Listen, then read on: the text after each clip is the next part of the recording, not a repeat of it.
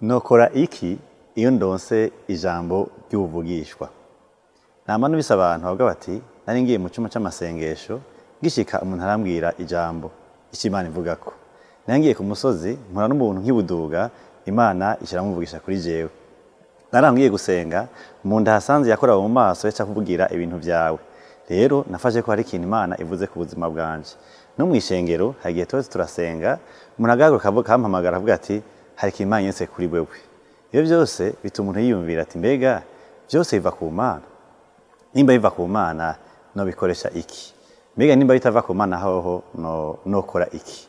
Ico kibazo rero kiraje n'igihe turimo ko muri kino gihe Imana ntiyagase ubuvugishwa. Imana avuga ku bantu ciye ku bantu yahaye ingabire kuvugishwa. Mugabo kandi n'umugwanize nawe yaravyitije ariko arabwira abantu ibintu bigomba gusa ntamenga n'ivy'Imana ngo atari ivy'Imana. Iyo tubona ibyo twumva nuko hari abantu bari mu matati kubera ijambo bavuga ngo ibivugishwa ryavuzwe.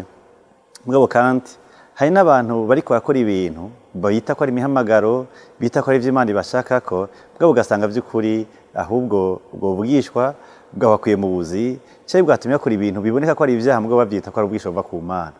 Mbega twobifatamo gute? Bwa mbere na mbere bibe iravuga mu cete ca mbere Paulo yandikiye Abakorinto cya 14 umurongo wa 3 bitubwira ngo ubuvugishwa n'Imana abwira abantu ivyo kubakomeza, ivyo kubahanura canke ivyo kubirura.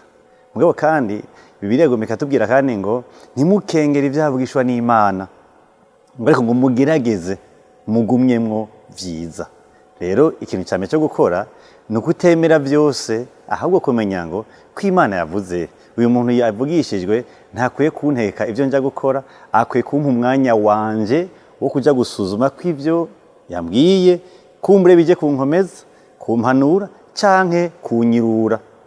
Kandi ndafise umwanya wo gusenga kugira ngo nanje umutima wakire, urobanure, utahure neza na neza icyo Imana yagombye gushyira ku mutima wanje. Iki cyo gukora ni kwirinda kubivuga ndabibwira abari bo bose mu gihe ntaratahura neza na neza icyo Imana yagombye kubwira umutima wanje. Kuko kenshi hari abavuga ibintu batararonka insiguro yavyo bakaja gutahura icyo Imana yavuze mu nyuma, mugabo baramaze kwibwira abandi benshi bakaba batagishobora kugenda kubwira abo babibwiye ngo bwawe ni nasanze Imana ariko imbwira kino. Ikindi nacyo mu gihe hari ikintu wumva ko utokwifasha egera abarongozi bawe.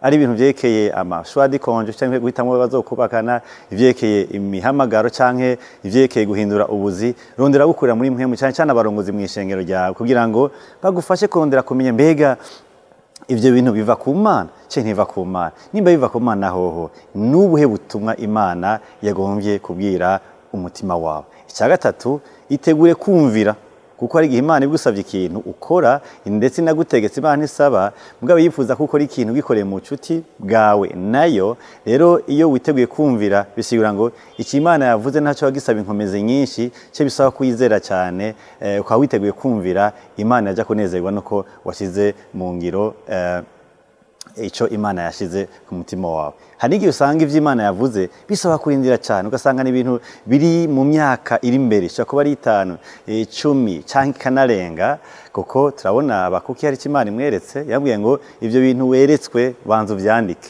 kandi uvyandike mu nyuguti ziboneka kugira ngo ubisoma abisome vyoroshe, mugabo kandi ngo ubirindire. Mene majambo si uzotuma bishika, uwabivuze ari we Mana wazotuma bishika, birindire uko bisigihe cyavyo kandi ngo vyihutira uzogishikako. Rero iyo hawe ijambo ry'Imana ririndire, si uzorishitsa, ni Imana yakubwiye ikizokora muri kazoza kafi canke kakure, ukwiye kurindirana umutima utekanye kuko ijambo riza kuza risohora gusanze.